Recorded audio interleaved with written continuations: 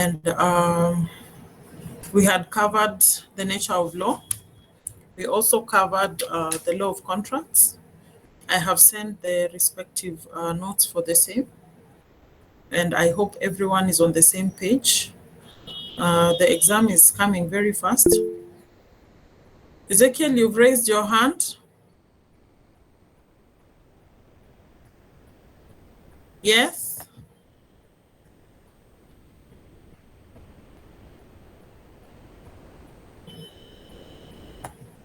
You're not talking. Okay, that's okay. Let's proceed.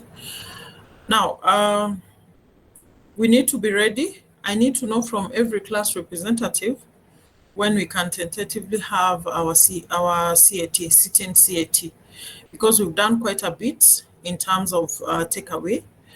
The final one we are going to do today with regard to the law of torts, where I'm going to ask you to give me the difference between a contract and a tort. Okay, so let's start.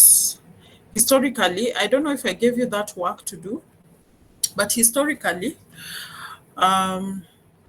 you will never find anywhere law indicating that it's the law of torts. You'll come across criminal law, you'll come across civil, you'll come across contracts laws, you'll come across all these laws, the penal code and all that, taxation laws, financial management, but you will not come across any law, called the law of torts in terms of codified. Why is this the position? Because the law of tort is arising out of equity. And if you're to codify equity, it would take a long time for us to then imagine the circumstances, the equitable circumstances that would happen in our environment to then call for this law. What do I mean by this? If you look at the difference between the law of contract and the law of torts, the contractual obligation gives you a choice. You can choose whether you want to enter into a contract with somebody or you do not want. You can wiggle your way around the terms of the contract, the way I told you earlier in class, that once an offer is made, a Kenyan would do a counter offer.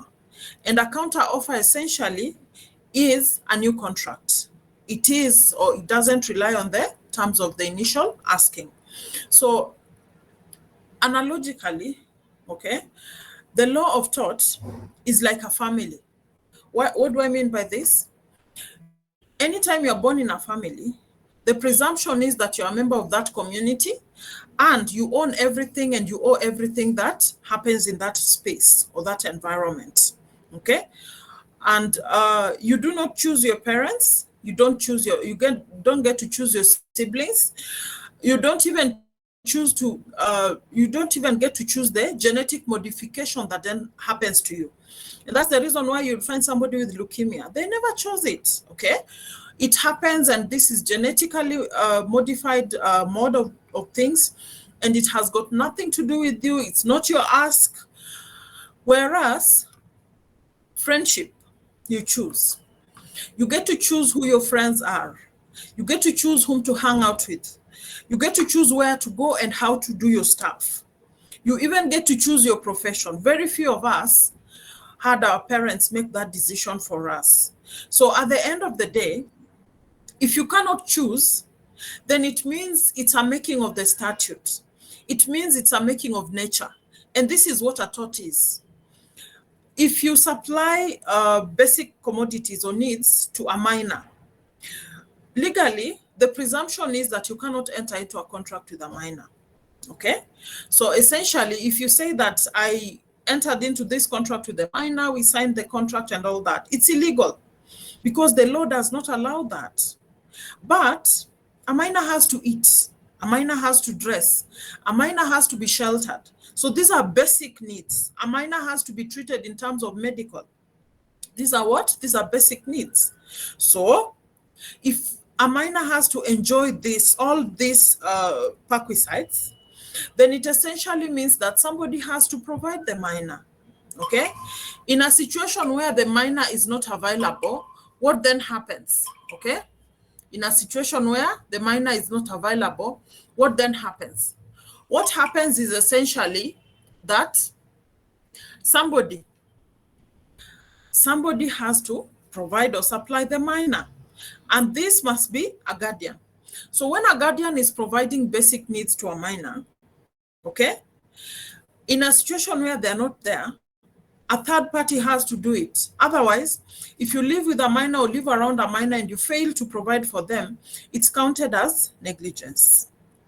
And negligence essentially means that there's some duty of care. This duty is a creature of the state. You're not supposed to care for every child that comes around your space. However, you cannot watch them die and look the other side. Okay? So what is the position?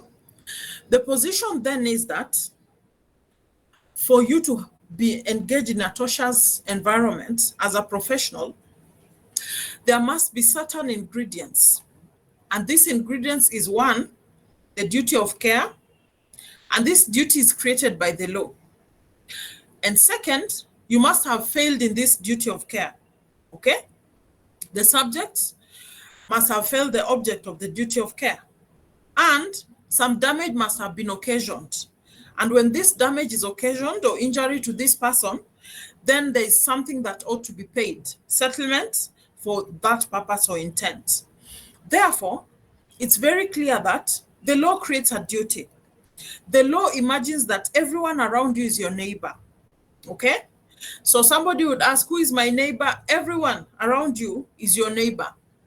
And then secondly, if somebody is your neighbor, you're obligated to take care of them, ensure that they are okay, take care of their needs, not encroaching in their privacy, but ensuring that your activities or affairs that you undertake are not affecting your neighbor negatively. What happens then if your affairs, whether you know it or don't, affect your neighbor? It depends with the magnitude of the effect. Example, you remember the explosion that happened in Embakasi, okay?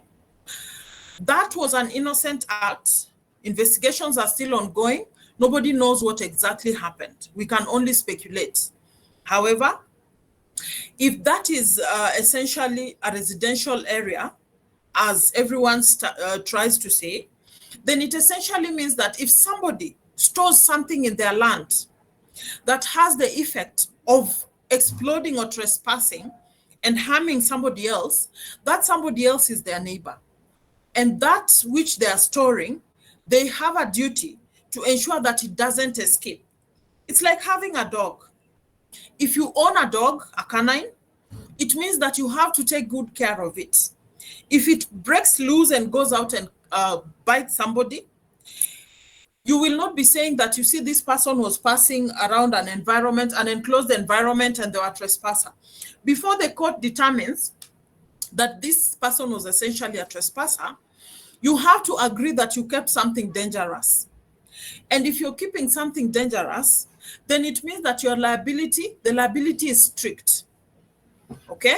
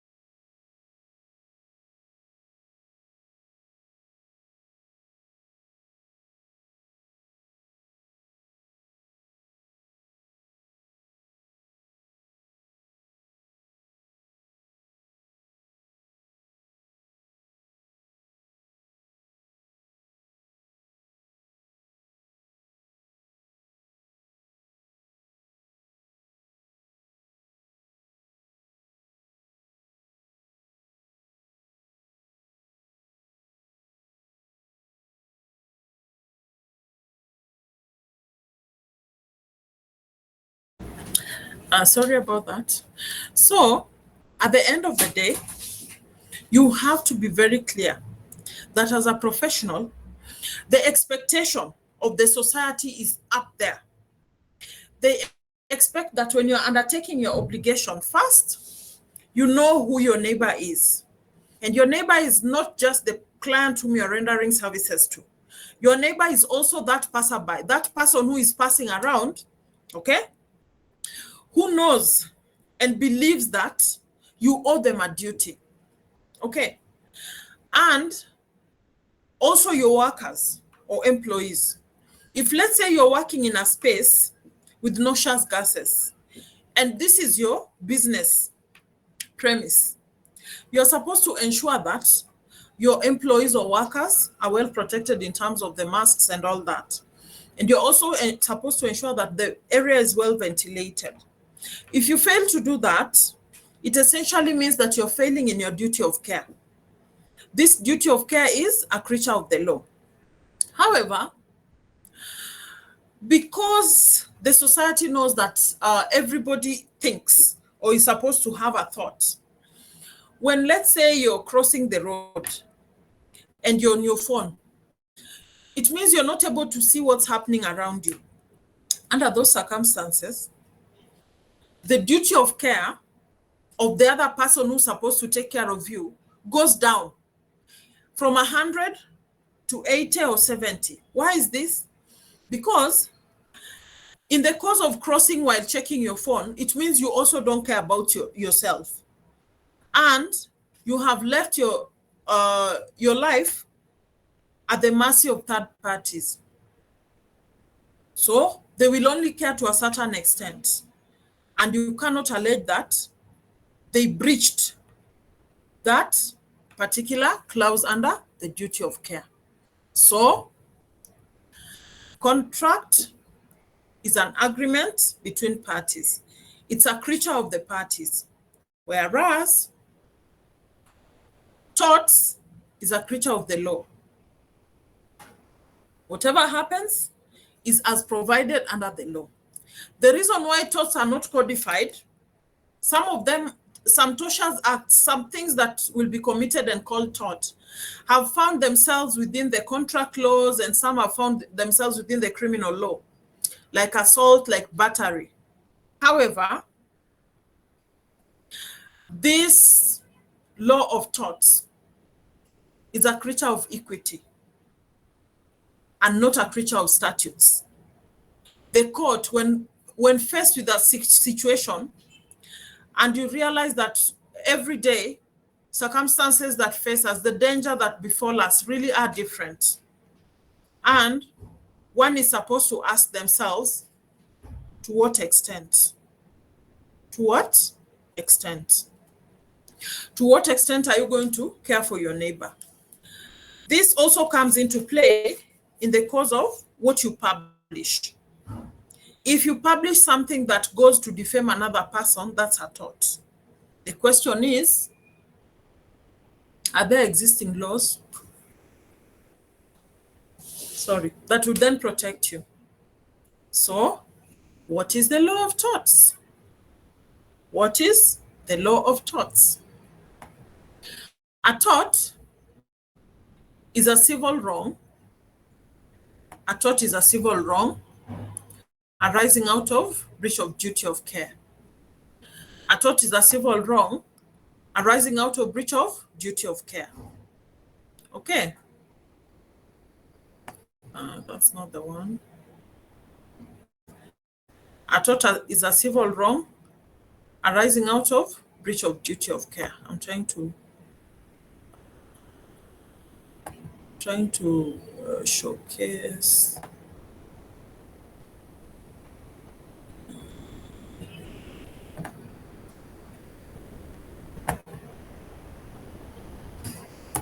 Let me see. Yeah, that's the one.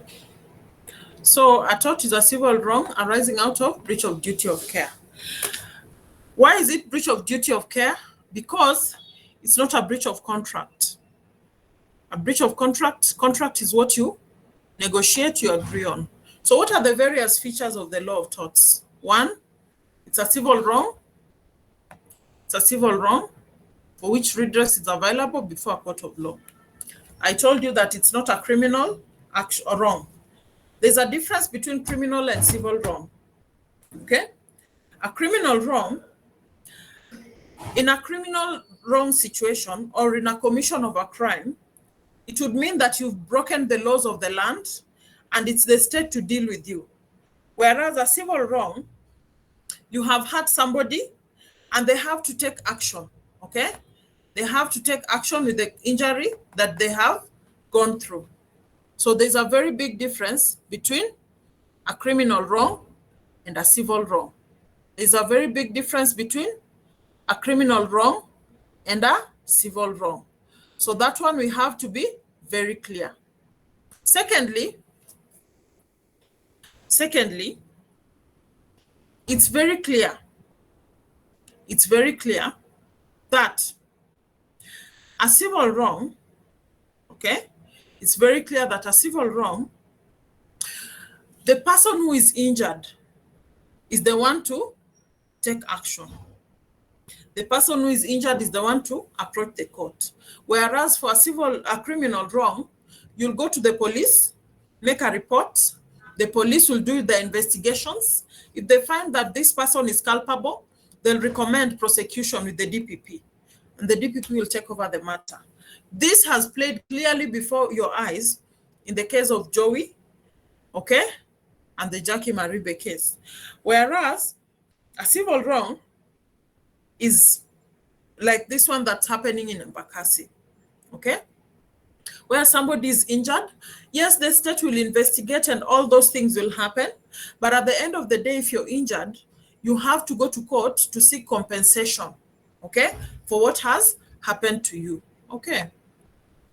And then, of course, with the tort, compensation is made in return for injury that's suffered by the aggrieved party, okay? So, unlike criminal proceedings, in a criminal proceeding, one pays fine and one pays either fine or they are jailed. And in the course of payment of fine, this fine goes to the state. It doesn't go to the individual who has suffered harm, okay, who's been injured. Whereas in tort, the payment that is made to the person who's been injured.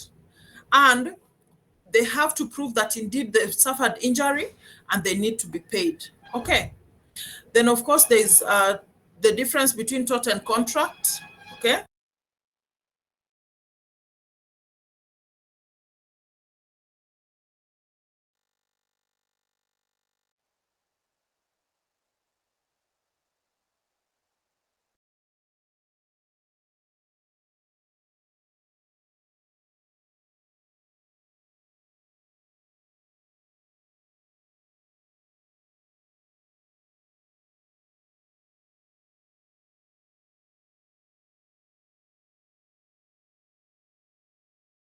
So at the end of the day, the tort and contract differ the way I have demonstrated to us, okay? How so?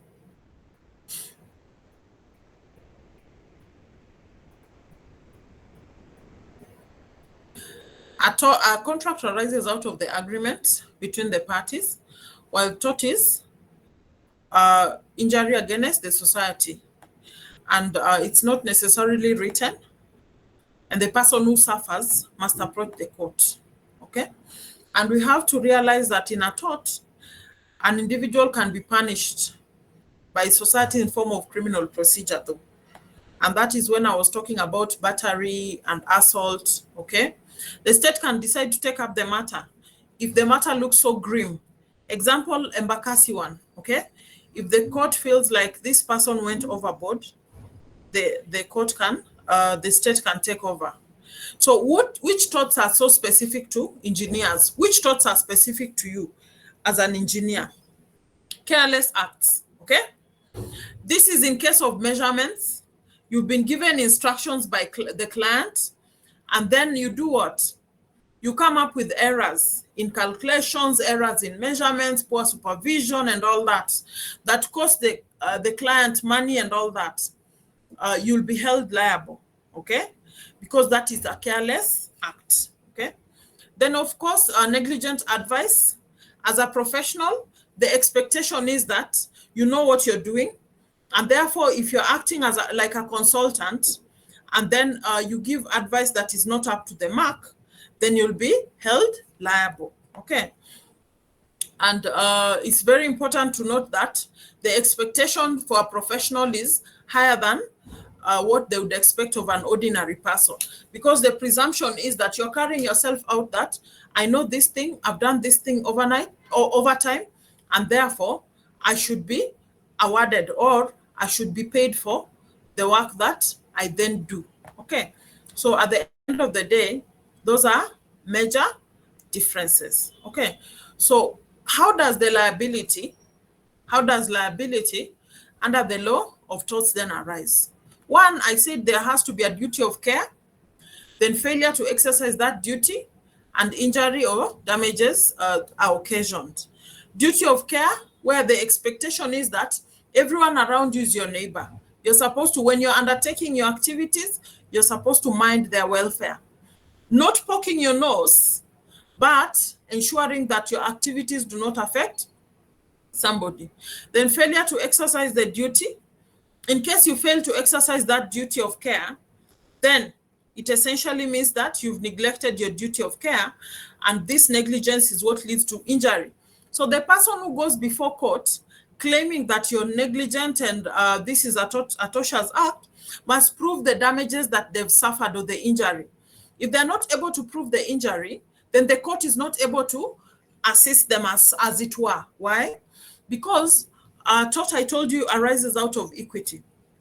And equity cannot lead to unjust enrichment. So you have to prove the reason why you've gone to court, how you have suffered, and how you want the intervention of the court. Okay?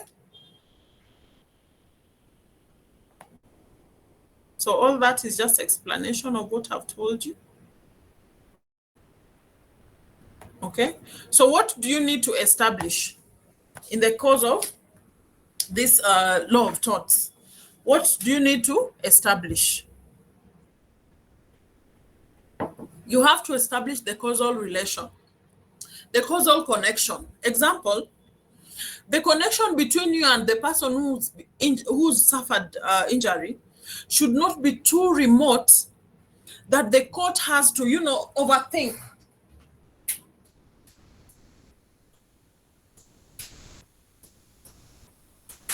Okay?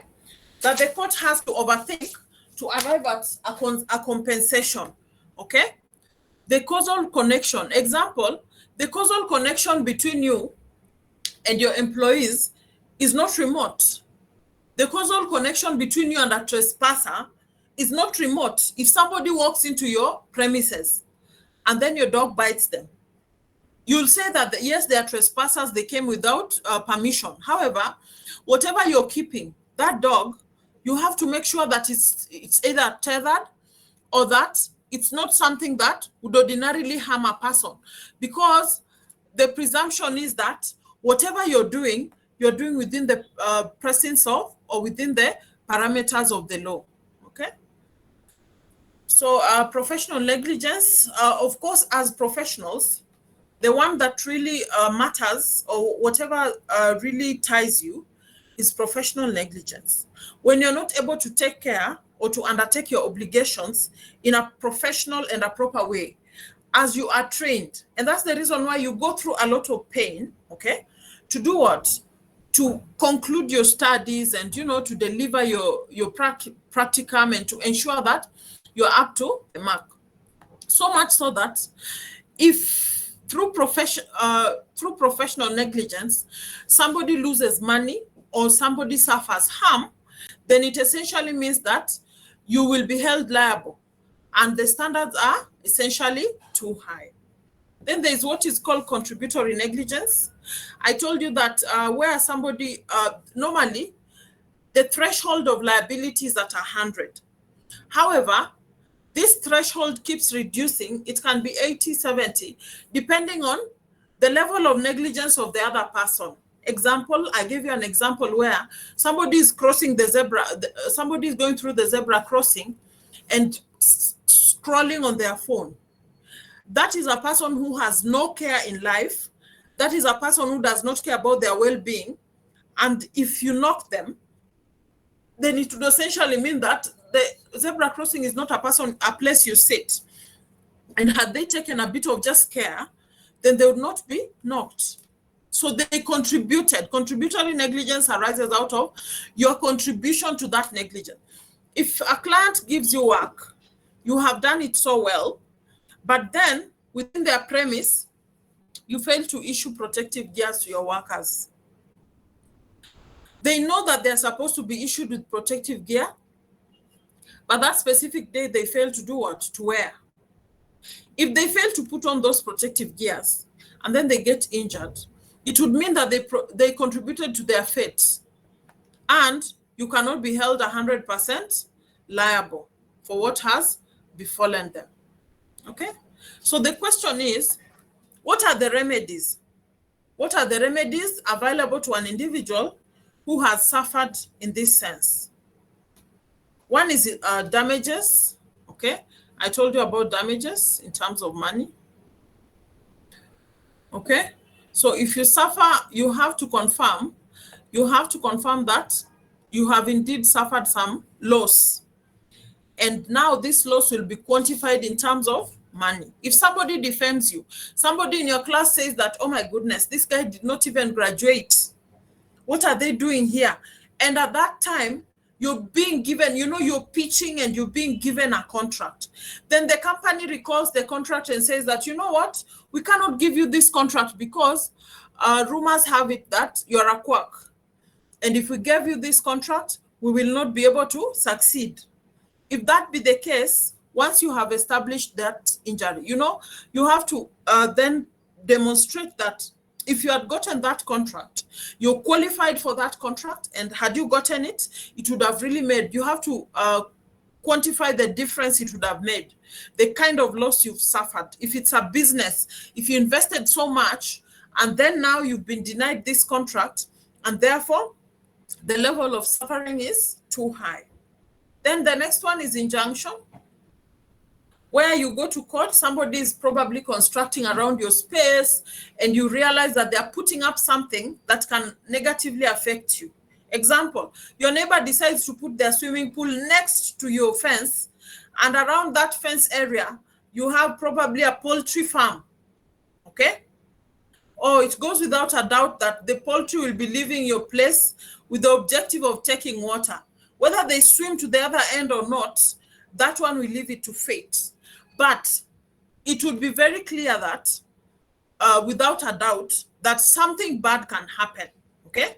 And like they say, if something bad is bound to happen, if something is bound to happen, it would ordinarily happen. The law of cause and effect. So injunction is where the court stops further tort from going on, okay? It prevents commission or continuation or repetition of injury, okay? Then the next one, remoteness of damages, okay?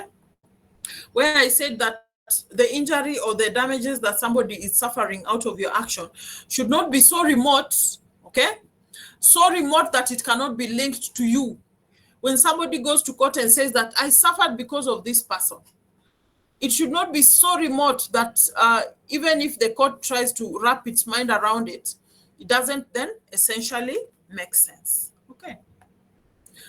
The law of torts, of course, outlines some circumstances, but the basic thing is negligence, carelessness. The law of tort is the one that cures carelessness. If somebody is careless, if they undertake their duties in a careless manner, then the chances of being found within the net of the law of tort is very high. Why is this? Because it is this absent-mindedness, it is this carelessness, it is this negligence that the law of tort is trying to cure. And though there are certain circumstances that are arising out of contracts that would then be mirrored in here, but at the end of the day, if you look at it holistically, you will realize that the law of torts acts in equity, and it is supposed to cure the anomalies or certain circumstances, the new novel circumstances that happen within the society, which are not covered under the law. Okay. So the question is, if you're injured or if you suffer a loss and it's a tortious loss, is there a limit within which you're supposed to approach court? Or is it like a forever thing? You can go to court as and when you feel like? No. If you're injured under the tortious circumstances because of somebody's negligence, carelessness, you're supposed to approach the temple of justice within 3 years. Okay? You're supposed to approach the temple of justice within a period of 3 years. If you fail to do that within 3 years, then it means that you have forfeited your rights. Okay? Okay. Let me go back to class and ask, is there a question? Kuna maswali hapo mpaka hapo before we move?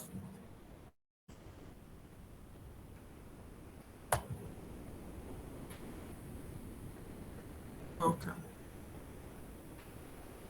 There's no question. So what is vicarious liability? What is vicarious liability? Vicarious liability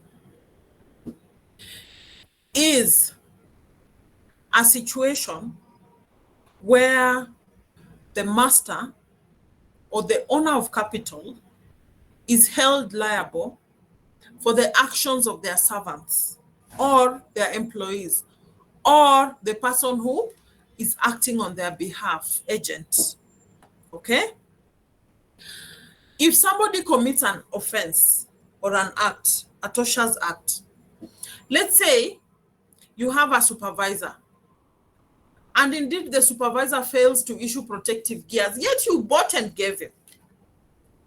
Under those circumstances, your supervisor, who is supposed to be your agent under the contractual relations, will not be held liable. You are the one who will be held liable for tort in case somebody is injured when working without those protective gears. So it's your duty as an expert and as a professional to see to it that whatever is done in your space is done above board with a lot of care, taking into consideration the effects your rights or your actions would have on other people. Maswali?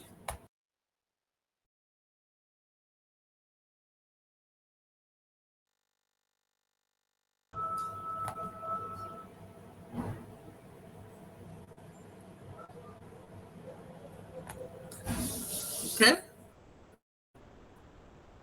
And there are certain, so those are the various connotations of or indications. And when the law of tort has been committed, okay, when the law of tort has been committed, then it essentially means that the law assumes that this negligence or carelessness would have been avoided. So they'll point to that which they ought to would have done. Okay. And if that obligation was delegated, then the question would be,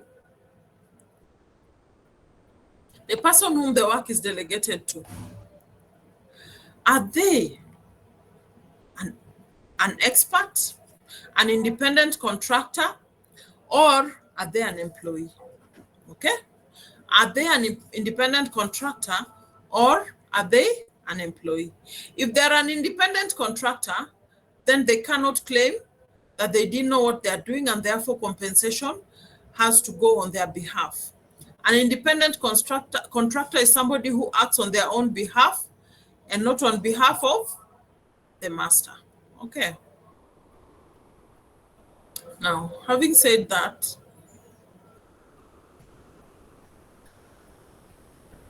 in the course of your digesting what I have said, while digesting what I've said, you will look at this.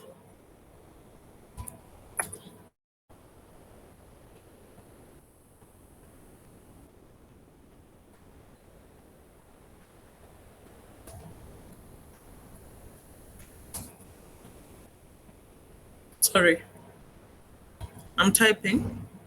Distinguish between a tort and a contract.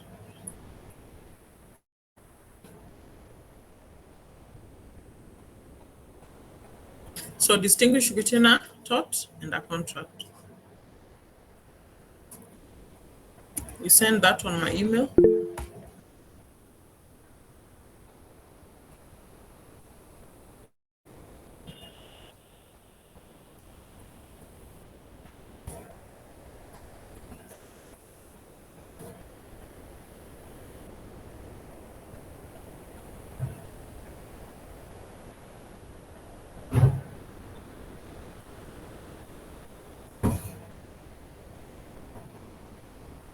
There.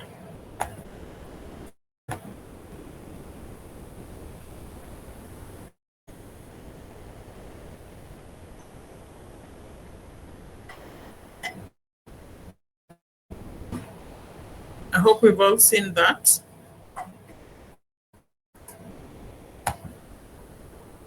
Okay.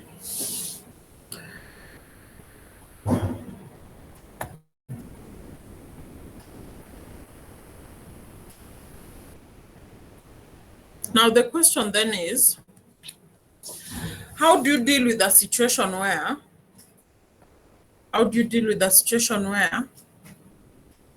a tort has been committed? Okay?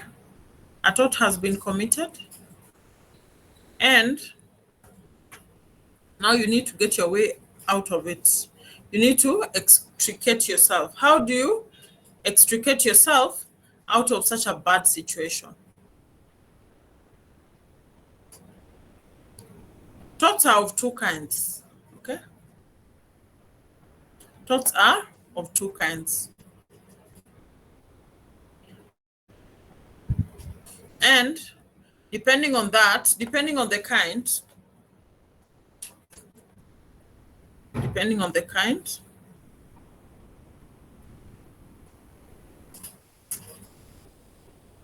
one can be compensated or not. There is a word on your screen, damnum sine injuria. It's harm without legal injury. Damnum, damage, sine, without injury, injuria. Okay?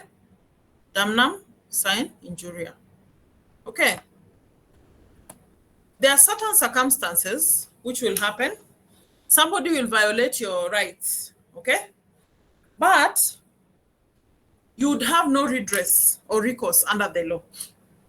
Okay? Why am I saying this? Because I told you that for you to be paid under the law of torts, you have to prove that you suffered what? Injury. However, you have to prove that you've suffered harm. Sorry. This harm must be with legal injury. If it's without legal injury, then you cannot be compensated. Okay? You will not have legal remedy. Example, if let's say you're in a competition, okay? You're in a competition, and in the course of that, somebody suffers, okay? Somebody suffers some loss, okay? Like it happens in Kenya. You set up your flower bed or your flower plantation along the road, the Kenyan way. Then somebody comes and set up theirs and another one and another one. Or you start selling clothes within a certain environment and everyone opens a clothes shop around there. Or you start, let's say you come up with a mall, the big one now.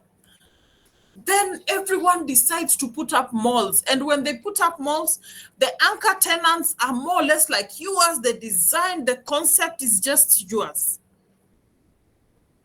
You will only gain. They always say that the person who goes in first is the one who gains. After that, profit curve will be so flat, okay? You'd have suffered loss. You can't go to court and say that, oh, I want to sue my neighbors because I was the first one to set up this business and now they've come here and flooded the market. I cannot sell and therefore I have suffered. You can't. Or like you have a business partner. You've not signed a non-disclosure agreement. Then they leave you, they go to another person and they do what? They set up the same, they share your trade secrets. You never signed a non-disclosure agreement. If you go to court, court will be asking, was there a non-disclosure agreement? Was there an agreement barring this person from doing what? From setting up a similar establishment. If that's not the case, then you cannot be compensated. Court will tell you that you've not suffered a legal injury, and therefore there is no redress under the law of torts. It is sharing. Okay, so that's the reason why before people set up anything, they do what? They do market research, they do feasibility studies, they come up with modes of ensuring that first they gain from this business, and second, that everything is being done in their favor. Okay. Therefore, that is a kind of tort that has no redress under the law. Business rivalry. Okay, then there's another one. Injurious and damno. This is a situation where you've suffered injury. You've suffered injury without any actual loss or damages. Okay? You cannot prove it. Okay? Sorry.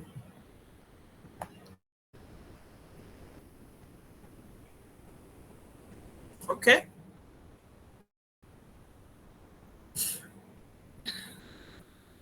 So, there's a violation of your rights without any actual loss or damage sustained by you. Under this circumstance, the evidence will be, what is it? What is the loss suffered? And is it legally recognized? Okay, is it legally recognized? So how will it be recognized? Under the fault principle. Okay, so you have to establish fault that this person has caused you. And one of those is the intention. You have to prove that this person had the intention. They have the intention by what they are doing of causing me harm. Okay? Then secondly, you have to prove if there's some recklessness. You have to bring that out that led to your suffering. And then, of course, negligence. You have to bring out the circumstances that played out that indeed, in your estimation, they were negligent. If you're able to prove that, then the court will be able to compensate you. If you're able to prove that, then court will be able to do what? To compensate you. Okay? Where I've reached is something that you're working on, and therefore we will not look at it. Okay? Therefore, what happens in a situation where you as a professional, you find yourself being accused of a tort? How do you then wiggle your way out of it? How do you wiggle your way out of it? I already talked of contributory negligence, where you'll be able to prove that this person contributed to the injury that they've suffered, and therefore you cannot be held 100% liable. The other one is volentin and fit injuria. This is from the word voluntary. If you voluntarily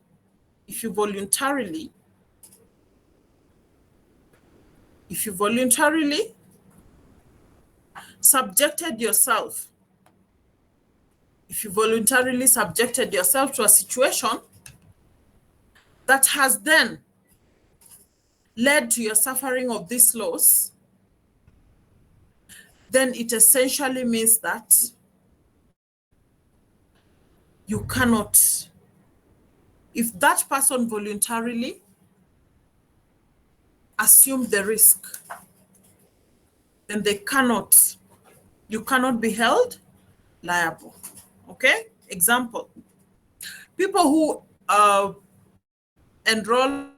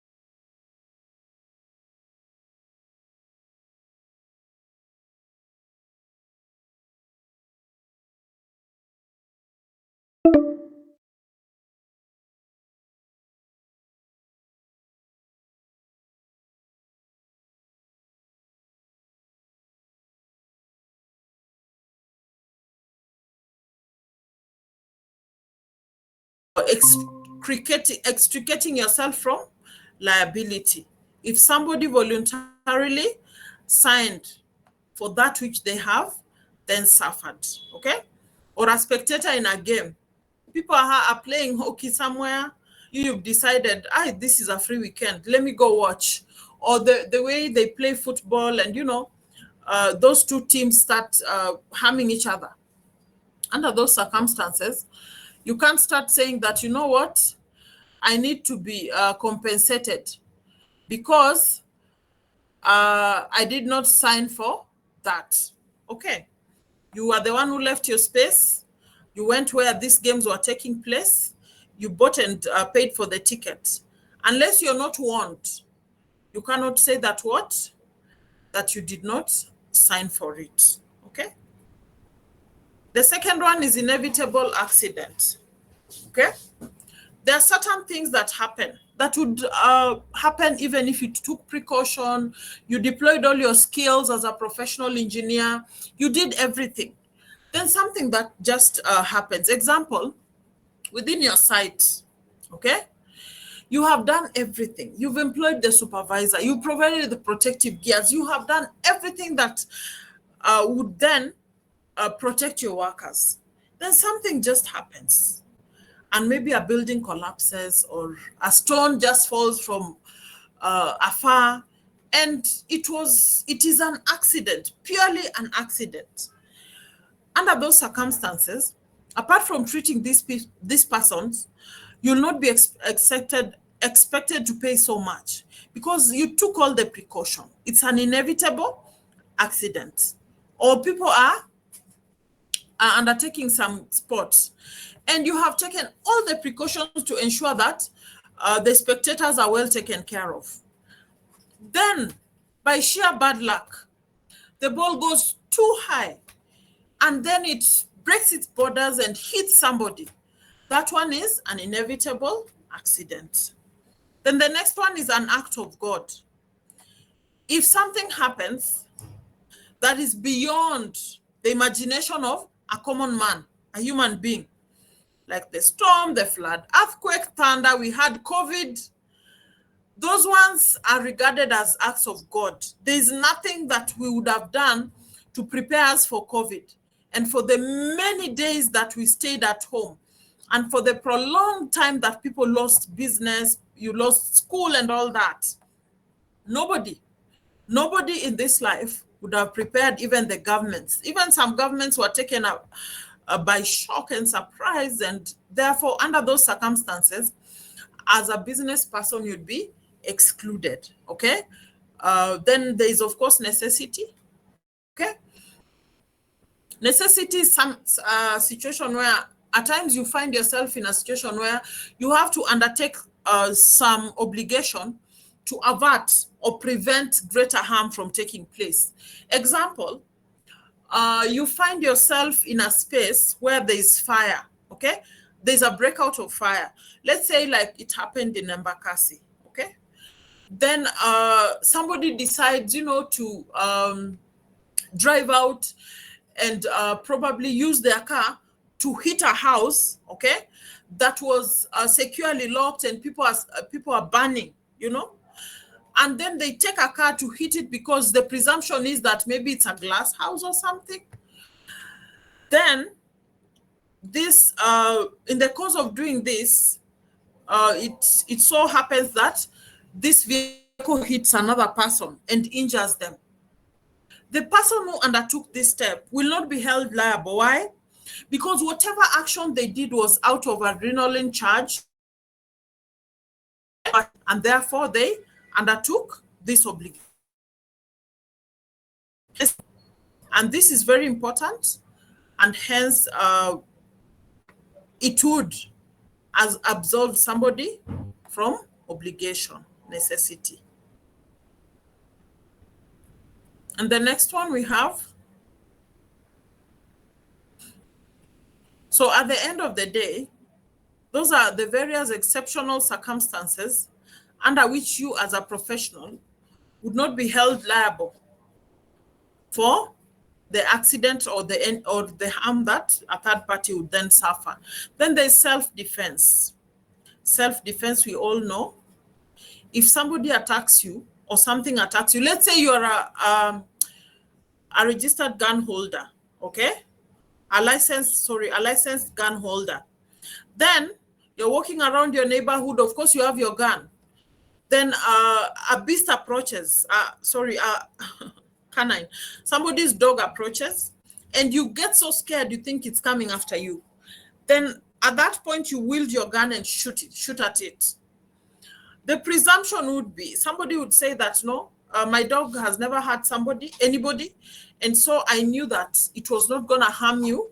You ought to have just waited, and now I need to be compensated. This one will not succeed. Why? Because you did it under self-defense, okay?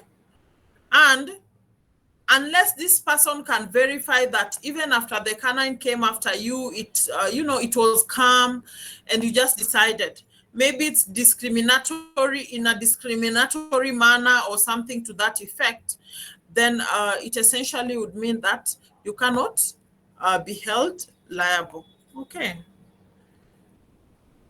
So, or you're standing somewhere, then you see somebody with a gun and somebody with a knife, and they try to harm you.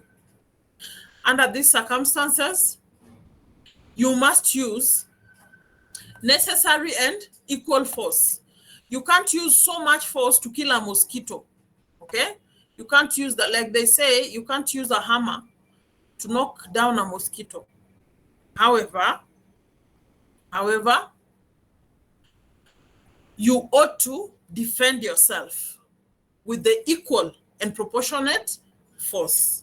If somebody is too tiny, there's no need of kicking them and, doing all that. Or if they're too tiny, police officers especially are normally told that if you're chasing a thief, let's say in town, somebody runs and somebody steals something and they're running. Maybe they stole an orange and they're running away from the police officer. Then the police officer, of course, has a gun and they decide to use it and shoot at this person. The question would be, this person took a mere orange and you knew that when you open fire, it would essentially kill him. So what was the easy way? The easy way probably would be to chase after them or to shoot in the air. But if you shoot at them directly, that's not self, that would not be a necessity, and that would not be averting greater harm. Okay, it would be an unnecessary force, and therefore that particular officer has to pay. Okay, and then of course the next one is mistake. If something happens and probably you're arrested because of mistaken identity and all that, the government can always apologize. Okay, they will make good. Maybe they would say that, yeah, you were in the cell, but we were concluding investigations and we could not let you loose because we are not sure. Under those circumstances, you can't be held liable. Okay, then we have statutory authority. Okay, statutory authority.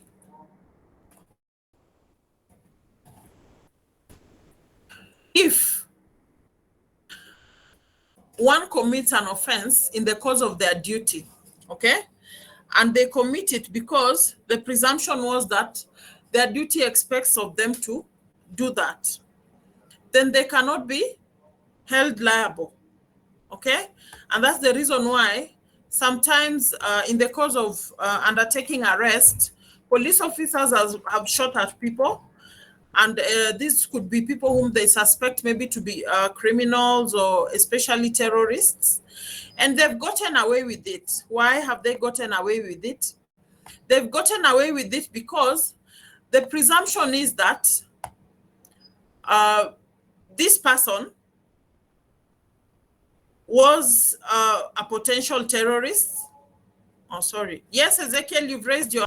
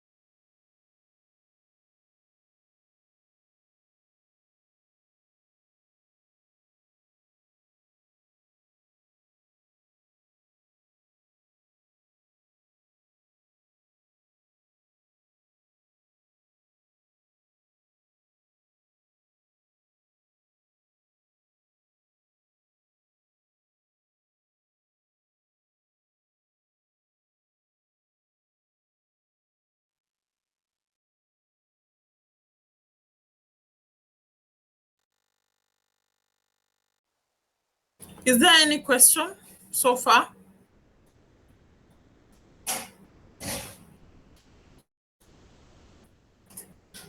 Okay, no question. We have consumed so much.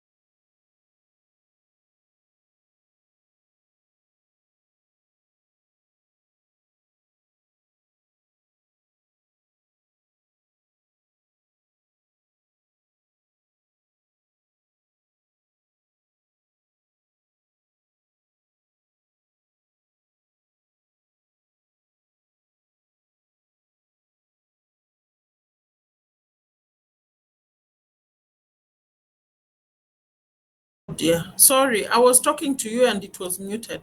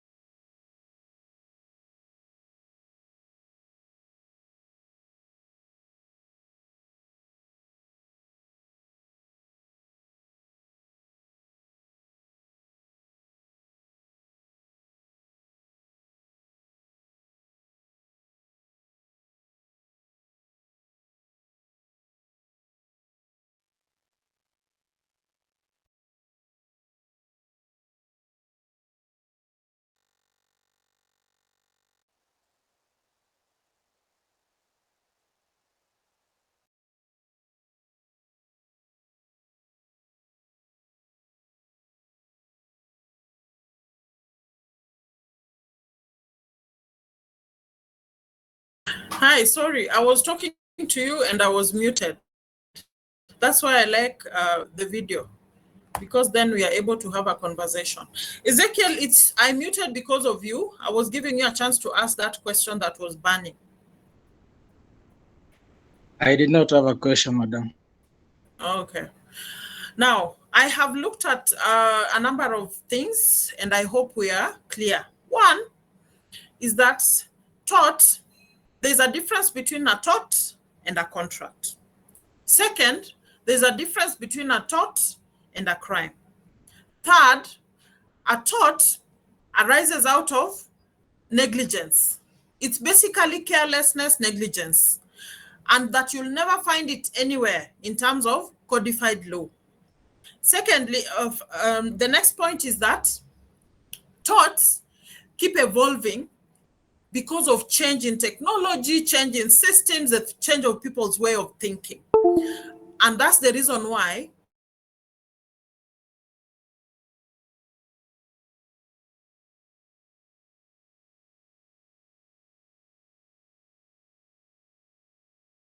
economy and the way the things happen in the world, you'll realize that we have so many gas explosions, and these explosives keep changing with the change in the systems and the technology. Okay.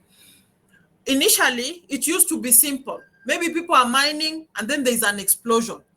Nowadays, it's post that. It goes even into technology where somebody can be standing very far away from you and something gets detonated that they were handling maybe in their house, and this thing affects the company. So there's therefore varied levels of torts, and the law cannot settle. And therefore, tort is a creature of equity. Okay. Then next, there are torts which you cannot give an excuse, okay, or wiggle your way out of it. This is strict liability. Once it has happened to you, you cannot give an explanation. Okay. then there are certain levels of thoughts where you can explain your way out of it. And when in the course of explanation, yes, you may not wiggle your way 100% out of it, but there'll be a contribution by the other party, and therefore your threshold of liability will be lower. These are called contributory tort or negligence. Okay. Then I've also said that we have vicarious liability. Vicarious liability, I've said, is arising out of master-servant situation or agency and all that, where you bestow somebody obligation to do things on your behalf. And it's very clear that once they've done things on your behalf, then it essentially means that you are liable for their carelessness and mistakes. Whatever they do, you are liable. Why? Because you're the principal, you're the master. Then I've also said that in the course of in the course of undertaking your professional obligation, if a tort so happens, there are certain circumstances when the law can excuse you. And that is when I came up with the various excuses: necessity, inevitable accident, voluntary undertaking or obligation, mistake, or statutory obligation, where you're working as an officer and you had no way of seeing that. And if it were for you, you'd not undertake it. But because you're an officer, you have to undertake that obligation. Therefore, at the end of the day, whatever you do as a professional, you have to know that anything that arises out of carelessness will be taken up by the law. And if somebody is injured and they're able to prove that, then they're able to prove your negligence or carelessness, whether by you or servant, you will be held liable under the law. So tort is evolving. We have to bear that in mind. It's evolving the same way. Initially, we never had the kind of engineering that you guys are doing. No, it was basic, okay?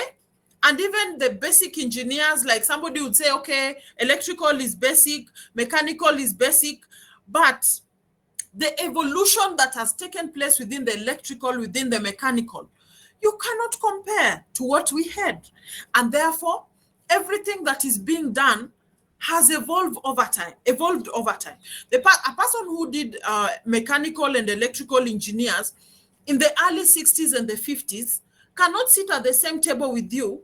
Some principles may not have evolved. Of course, some theories have not evolved, but the kind of technological advancement that has happened can laugh somebody out of town, okay? Example, this is a short story for you to mull over as you go and do my homework. There was somebody who left Kenya to go to a developed world. And then, they were saying that, I have done this engineering and we have this road technologies and we've done it and we are very good, okay? Then he was told, okay, so what have you done? Okay, bring your papers and all that. And when they looked at it, they felt sorry for Africa. Don't worry, that is not today. That was those days, our forefathers, when it was very clear that technology in the first world was hidden from us. Nowadays, technology has evolved and we are able to know what's happening in China, what's happening in the West, what's happening everywhere. Okay, so what am I saying? I'm saying that in the course of your obligation as a professional engineer, you have to know that you are undertaking a sensitive space that will require you to always have that sixth or seventh sense. Always be aware. Self-awareness and professional awareness is very important. Somebody will tell you to be wise. Self-awareness and professional awareness. You have to always be abreast of the companies or of the technological advancements that are then taking place within your professional space. Failure to which you will find yourself in a situation and you'll be asking people how did we get here? Is this even possible within our space? You need to be acquainted. And if you are an engineer, the way you are, you cannot sleep. An engineer cannot sleep. Why? The technological advancement that takes place across the world affects your space and your practice, and therefore you have to always acquaint. Having said so much, being verbose as an advocate, I will leave you with the word, kindly do my assignment, send it. I don't know if it is before tomorrow, before the next class. No, tomorrow I don't have you guys. So do it and send it by Wednesday. So that then when we are having the next class, you have sent me that comparison and it's well clear in your mind. Is there a question? Class representatives, when I started, I said, I would like to have a date, set date when we'll be having our sit-in. Okay? Sawa sawa. Yeah. So we'll have our sit-in CAT, CAT. Nitaona wale wanasoma na wale bado wananingoja. But I believe at your level, you don't need supervision. Sawa sawa. So we talk once we are done and dusted with this, with the law of thoughts. I should be able to send you a summary of what I'm projecting. Then we proceed. Maswali? Okay. Kama hakuna swali, have a great evening. We see you in the next class. Asante. If you have any concerns through your class representatives, you let me know. Thank you.